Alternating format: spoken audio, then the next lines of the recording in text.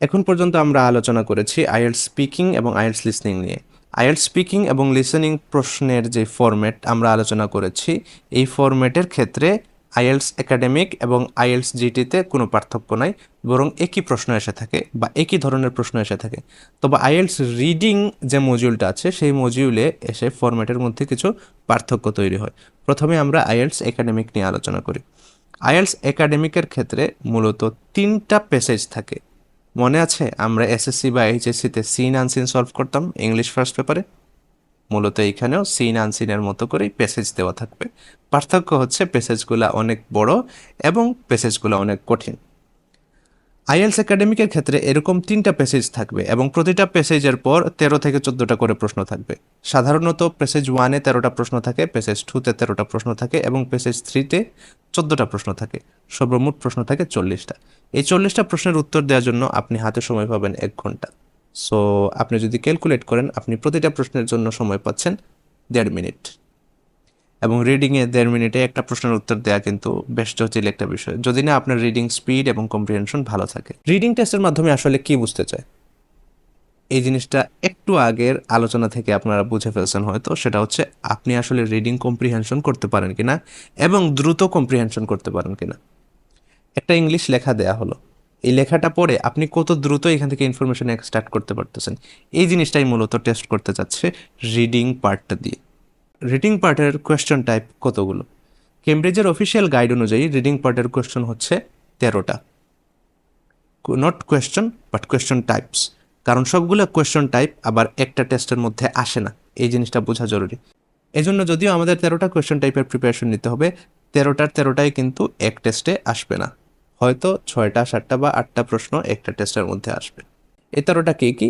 চলুন আমরা এক নজর দেখে ফেলি। একটা হচ্ছে মাল্টিপল চয়েস কোয়েশ্চেন, যেটা লিসনিংয়ের সাথে কমন।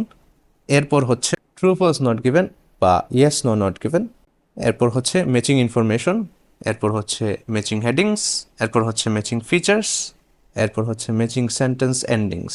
তারপর আছে fill in the blank type question. Fill in the blank type কোয়েশ্চেনের মধ্যে আছে completing notes, completing sentences, completing summary, completing flow chart, completing tables. এরপরে আছে লেবেলিং ডায়াগ্রামস এবং শেষমেশ শর্ট কোয়েশ্চেন অ্যান্ড আনসার।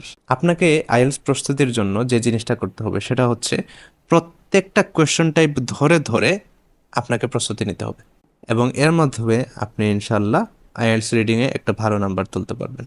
এখন আমরা আলোচনা করি আইএলটিএস রিডিং জেনারেল ট্রেনিংটা কীরকম হয়, অর্থাৎ আইএলটিএস জিটিতে যে রিডিং টেস্টটা হয় ওইটার ফরম্যাট আসলে কীরকম। এটার ফরম্যাট নিয়ে আলোচনা করার পূর্বে এই জিনিসটা বলে নেওয়া উচিত যে প্রশ্ন সংখ্যা এবং কোয়েশ্চন টাইপের দিক থেকে আইএলটিএস একাডেমিক এবং আইএলটিএস রিডিং সিমিলার। অর্থাৎ টোটাল প্রশ্ন হচ্ছে 40টা এবং প্রশ্নের টাইপ হচ্ছে ওই 13টা, যেই 13টা আমরা একটু আগে আলোচনা করলাম। তবে এখানে পার্থক্য হচ্ছে প্যাসেজ নিয়ে। যেখানে রিডিং একাডেমিকে 3টা বড় বড় প্যাসেজ থাকে, সেইখানে রিডিং জেনারেল ট্রেনিংয়ে 5টা প্যাসেজ থাকে, যার মধ্যে প্রথম 4টা হয় ছোট ছোট প্যাসেজ এবং তুলনামূলকভাবে সহজ, এবং লাস্টের প্যাসেজটা হয় বড় এবং ওইটা আইএলটিএস একাডেমিকের মতো। তবে প্যাসেজ 5টা হলেও সেকশন কিন্তু 3টা, যেমনটা আইএলটিএস একাডেমিকের ক্ষেত্রে।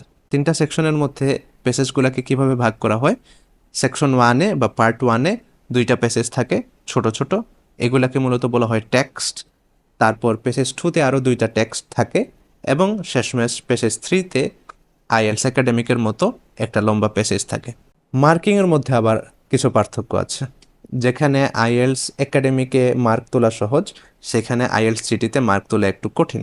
তবে যেহেতু আইএলটিএস একাডেমিকের তুলনায় আইএলটিএস জিটির প্রশ্ন একটু সহজ হয়, এই কারণে জিটিতে মার্ক তোলা কঠিন হলেও এই জিনিসটা কিন্তু কাভার্ড আপ হয়ে যাচ্ছে।